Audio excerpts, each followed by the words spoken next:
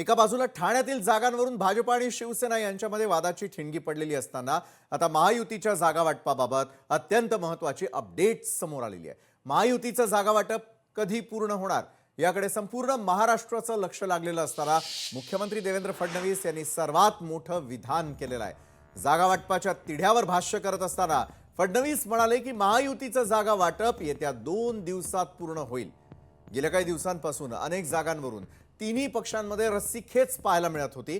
मात्र आता फडणवीसांच्या या प्रतिक्रियेमुळे जागा वाटपाचा हा पेच अंतिम टप्प्यात आल्याचं स्पष्ट झालंय। ठाण्यामधील भाजप पदाधिकाऱ्यांनी शिवसेनेसोबत युती नको असं म्हणून पत्र दिलेलं असतानाच फडणवीसांनी मात्र 2 दिवसांचा हा अल्टिमेटम दिल्यानं राजकीय हालचालींना प्रचंड वेग आलेला आहे। चांगल्या पद्धतीने चाललेलं आहे। आमचे जे दोन्ही कडचे नेते आहेत हे नेते नीट महायुतीचं जागा वाटप करतात। मला असं वाटतं या 2 दिवसात ते पूर्ण होऊ शकतं।